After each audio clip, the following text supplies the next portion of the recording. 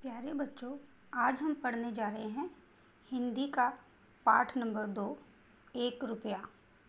ये 5वीं कक्षा की किताब है जो कि पंजाब बोर्ड से है। और इस कहानी के बारे में आज हम पढ़ने जा रहे हैं। 1 रुपया आजकल के बच्चों के लिए 1 रुपया बहुत छोटा है, लेकिन ये बहुत पुराने ज़माने की बात है। तब 1 रुपये की कीमत बहुत ज़्यादा होती थी।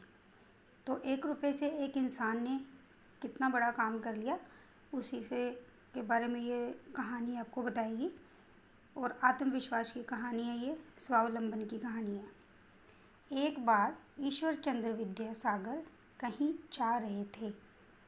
एक बालक आया और बोला, 1 पैसा दे दो। आपने भी देखा होगा कि बच्चे भीख मांगते हैं कई बार, छोटे छोटे। तो विद्यासागर बहुत महान व्यक्ति थे, तो उनके पास एक बच्चा आया और बोला कि मुझे 1 पैसा दे दो। विद्यासागर बोले, यदि मैं तुम्हें 1 पैसे के स्थान पर 1 रुपया दूं तो तुम क्या करोगी? तो बालक ने कहा, 1 रुपया और 1 पैसा, तो उसने तो 1 ही पैसा मांगा था। तो बड़ा हैरान हुआ कि 1 रुपया दे रहा मुझे। तो बालक ने कहा, फिर मैं भीख नहीं मांगूंगा। विद्यासागर ने उसे 1 रुपया दे दिया। कई साल बाद विद्यासागर बाजार में घूम रहे थे, तो एक युवक ने उनके चरण छुए। ये देखो, ये विद्यासागर है और ये एक इंसान है। युवक यानी कि एक जवान आदमी था जिसने कि उनके पैर छुए और प्रणाम करते हुए कहा, मैं वही हूँ जिसे आपने 1 रुपया दिया था। उससे मैंने फलों की रेहड़ी लगानी शुरू की थी, क्योंकि उस ज़माने में 1 रुपये के बहुत सारे फल आ जाते थे। और उस इंसान ने क्या किया था, उस बच्चे ने 1 रुपया लेकर उससे फल बहुत सारे खरीदे और रेहड़ी लगाई थी। और आज देखो, मेरी इस बाज़ार में फलों की दुकान है। आप उसे अपनी चरण धूलि से पवित्र करें।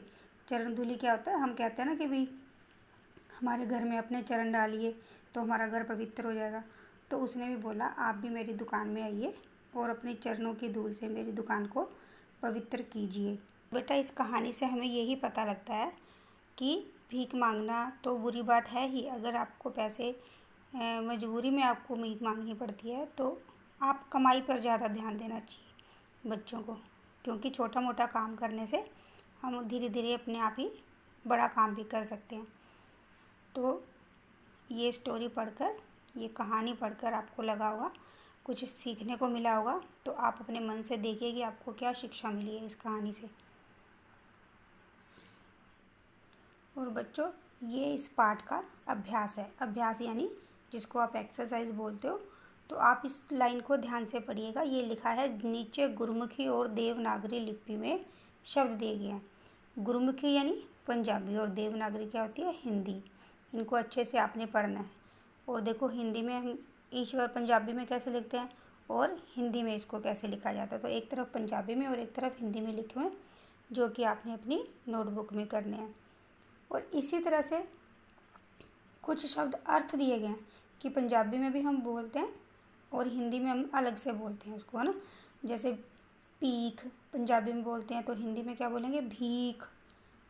और पंजाबी में पैरां दी धूड़, हिंदी में क्या बोलेंगे? चरण धूलि।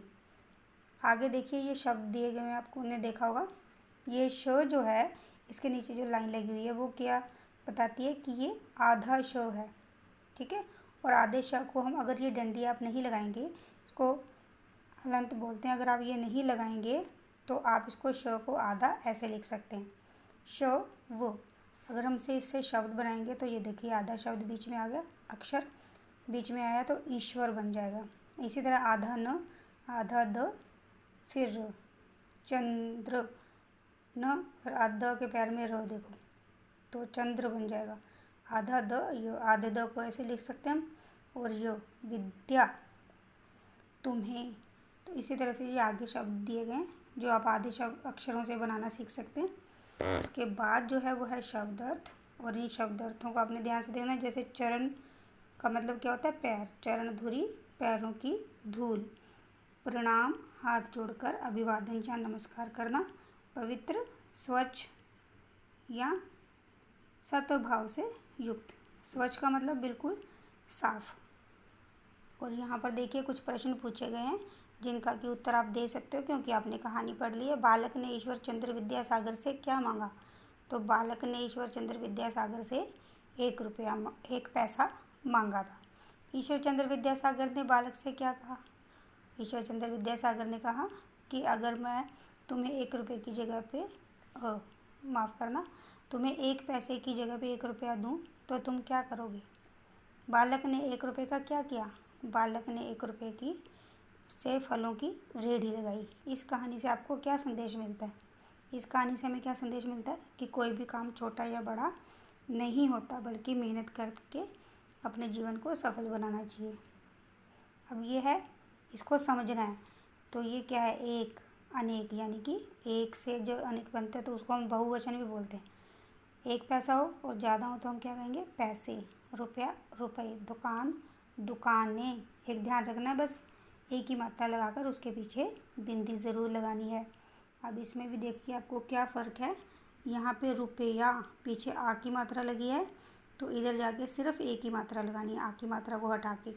और यहाँ पर क्या है? दुकान, इसके पीछे आ की मात्रा नहीं है तो इसलिए एक ही मात्रा लगा के पीछे बिंदी लगानी है। इसी तरह से ये नीचे दिए गए हैं बालक, बालिका, तो ये किस में बनाते हैं? जैसे लिंग बदलते हैं, ये पुरुष लिंग है और ये स्त्रीलिंग है। इसी तरह से युवक, युवती, इनके आपने वाक्य बनाने हैं। प्रणाम, मैं माता पिता को प्रणाम करता हूँ। पवित्र, गुरु ग्रंथ साहब पवित्र ग्रंथ है ना। रेहड़ी, मैंने फलों की रेहड़ी लगाई। धूली, तो शाम के समय गोधूली उड़ती है। या ईश्वर चंद्र विद्यासागर ने अपनी चरण धूली से दुकान को पवित्र किया। इससे आपने नए शब्द जो हमने पहले पढ़े थे वो बनाने हैं।